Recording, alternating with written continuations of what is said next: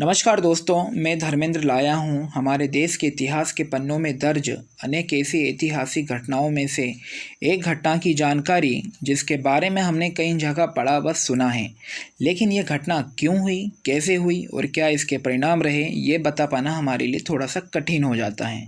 तो दोस्तों, इसी विषय से हम आज एक ऐसी ऐतिहासिक घटना के बारे में बात करेंगे जिसमें भारत माँ के वीर सपूतों ने ब्रिटिश हुकूमत के खिलाफ ऐसा कांड किया जिससे क्रांतिकारियों के प्रति लोगों का नज़रिया बदलने लगा और वो पहले से ज़्यादा लोकप्रिय हुए। हम बात कर रहे हैं काकोरी कांड या काकोरी ट्रेन डकैती की।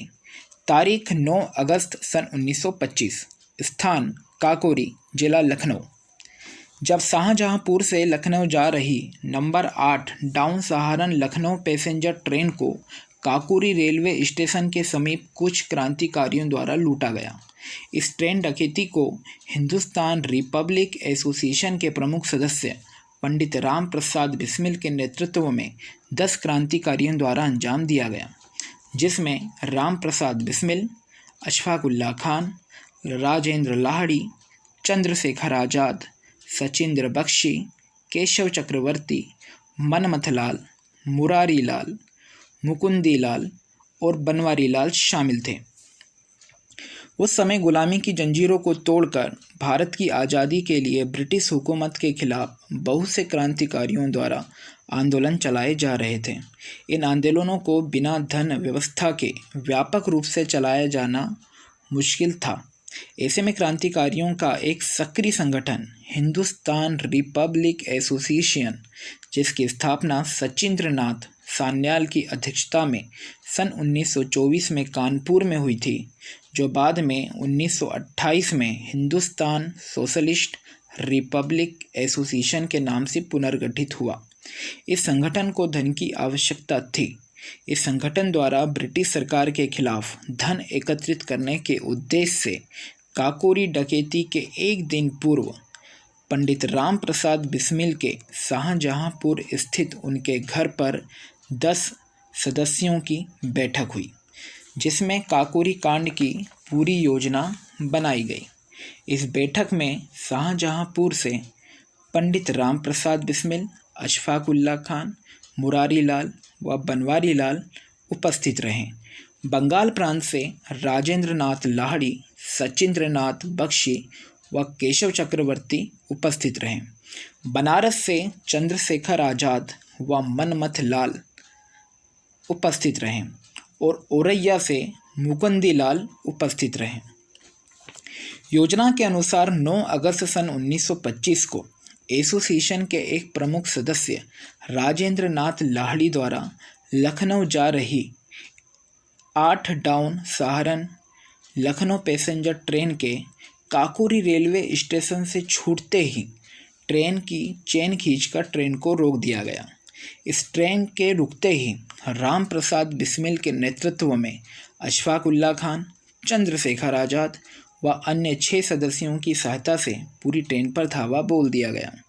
इन क्रांतिकारियों के पास पिस्तौल के अतिरिक्त 4 जर्मन माउजर भी थे, जो राइफल के समान कार्य करते थे। इस डकैती का एकमात्र उद्देश्य ट्रेन में रखे सरकारी खजाने को लूटना था। इसलिए ट्रेन के रुकते ही रक्षक डिब्बे में से सरकारी खजाने के बक्से को नीचे गिरा दिया गया। पहले तो बक्से को खोलने का प्रयास किया गया, किंतु जब वह नहीं खुला तो अशफाक उल्लाह खान ने अपना माउजर मनमथ नाथ को पकड़ाकर एक हथौड़ा लेकर बक्से को तोड़ने में जुट गए। इस दौरान मनमथ नाथ से उत्सुकतावश ट्रिगर दबने से ट्रेन में सवार अहमद अली नाम के एक यात्री की मौके पर ही मृत्यु हो गई। शीघ्रतावश बक्से में से चांदी के सिक्के व नोटों से भरे एक चमड़े के थैले को अपने साथ लाई गई एक चादर में बांधकर वहां से सभी क्रांतिकारी भाग निकले, लेकिन एक अन्य चादर घटनास्थल पर ही छूट गई। अगले ही दिन यह घटना समाचार पत्रों में प्रकाशित हुई और पूरे देश में फैल गई। ऐसा माना जाता है कि इस ट्रेन डकैती में 4,601 रुपये लूटे गए थे। जगह जगह अपराधियों को पकड़ने हेतु इनामी पोस्टर लगाए गए। घटना स्थल पर मिली चादर में लगे धोबी के निशान के आधार पर पुलिस जांच दल यह पता लगाने में सफल हो गया कि यह षड्यंत्र किसी शाहजहांपुर के व्यक्ति द्वारा रचा गया है। इस घटना के बाद देश के विभिन्न हिस्सों में बड़े स्तर पर गिरफ्तारियां हुई। हालांकि इस ट्रेन डकैती में 10 व्यक्ति ही शामिल थे, लेकिन 40 से ज़्यादा लोगों को गिरफ्तार किया गया। अंग्रेज़ों की इस प्रकार की गिरफ्तारियों से कई प्रांतों में हलचल मच गई। डकैती के कुछ मुख्य पात्र अंग्रेज़ों की पहुंच से अभी भी दूर थे, जिसमें चंद्रशेखर आज़ाद प्रमुख थे। जवाहरलाल नेहरू, गणेश शंकर विद्यार्थी आदि बड़े बड़े वकीलों ने गिरफ्तार क्रांतिकारियों से मुलाकात कर मुकदमा लड़ने में अपनी दिलचस्पी दिखाई। काकोरी कांड डकैती का यह ऐतिहासिक मुकदमा सरकार बनाम राम प्रसाद बिस्मिल व अन्य के नाम से चला। 11 अगस्त सन 1927 को कोर्ट का फैसला सुनाया गया, जिसमें राम प्रसाद बिस्मिल, राजेंद्र लाहिड़ी व अशफाक उल्ला खान को आईपीसी की धारा 121A व 120B के तहत आजीवन कारावास तथा 302 व 396 के तहत फांसी की सज़ा सुनाई गई। ठाकुर रोशन सिंह को पहली 2 धाराओं में 5-5 वर्ष तथा अगली 2 धाराओं में फांसी की सज़ा सुनाई गई। अंतिम आदेश अनुसार दिनांक 17 दिसंबर 1927 को राजेंद्र नाथ लाहिड़ी को गोंडा में फांसी दे दी गई। 2 दिन बाद ही 19 दिसंबर सन 1927 को राम प्रसाद बिस्मिल को गोरखपुर में, अशफाक उल्ला खान को फैजाबाद में और ठाकुर रोशन सिंह को इलाहाबाद में फांसी दे दी गई। ये सभी भारत माँ के लाल हंसते हंसते फांसी को चूमते हुए शहीद हो गए। अन्य क्रांतिकारियों में सचिंद्र नाथ सान्याल व सचिंद्र बख्शी को काला पानी की सज़ा हुई तथा अन्य शेष क्रांतिकारियों को 4 से 14 साल तक की सज़ा हुई।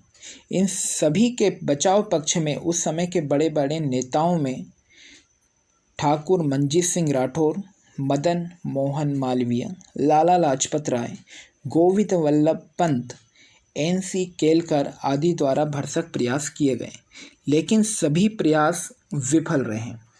वे सभी क्रांतिकारी इस घटना के माध्यम से देश में उभरते समस्त देशभक्तों में नया जोश, उत्साह और देश की आज़ादी के लिए अपनी एक विशेष अमिट छाप छोड़ गए।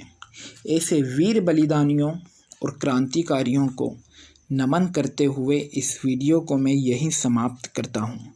जय हिंद, जय भारत।